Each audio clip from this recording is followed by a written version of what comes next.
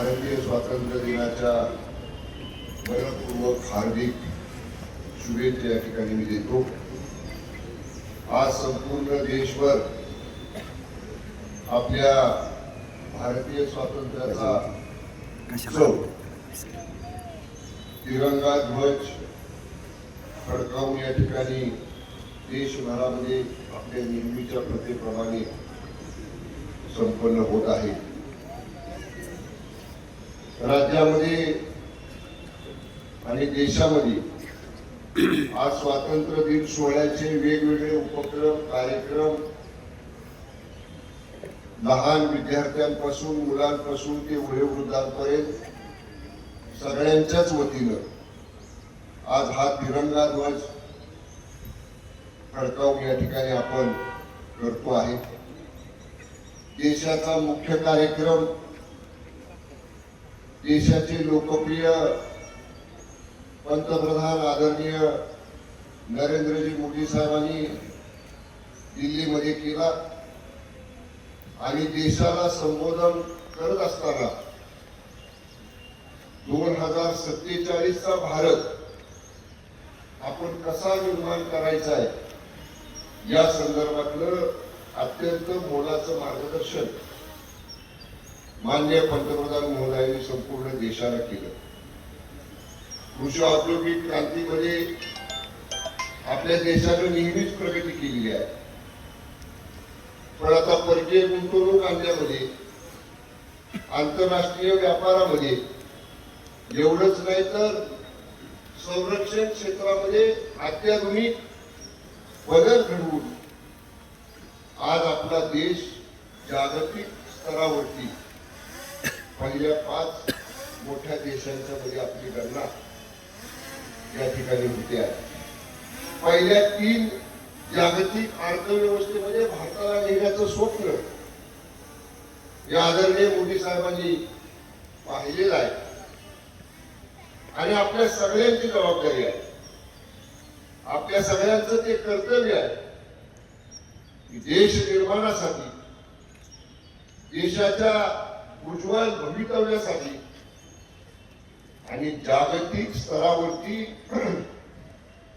देशाची भारताची मान अभिमानाने उंचवण्यासाठी आपण सर्वांनी योगदान त्याच्यामध्ये दिलं ही आपली सगळ्यांची जबाबदारी आहे।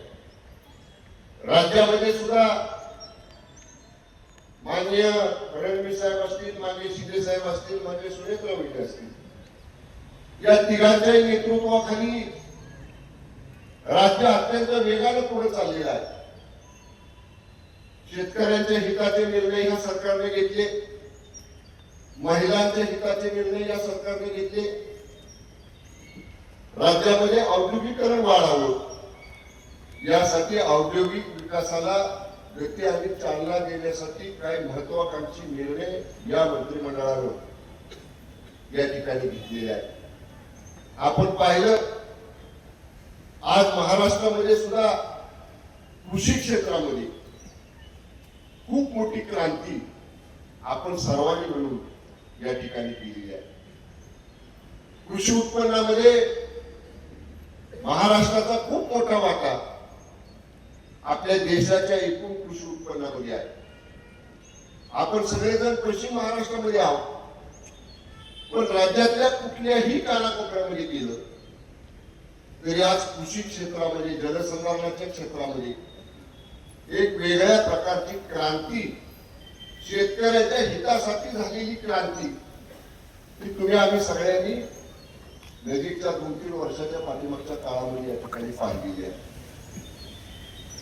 मगाशी थोडस माननीय पंतप्रधान महोदयांचं भाषण मी ऐकत होतो।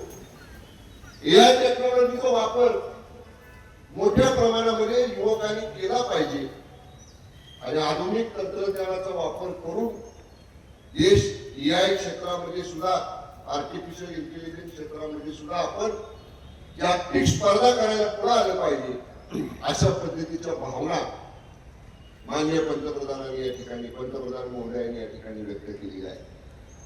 महाराष्ट्रामध्ये आपण जलसंधारणाच्या माध्यमातून जिथं जिथं पाणी उपलब्ध आहे ते पाणी अडवण्याचं, साठवण्याचं आणि अडवलेलं साठवलेलं पाणी बारमाही शेतीला देण्याचं धोरण जलसंधारणाच्या योजनांच्या माध्यमातून महाराष्ट्रामध्ये आपण राबवलेलं आहे. लोकशाही मराठी ऐका, पहा, जागरूक रहा.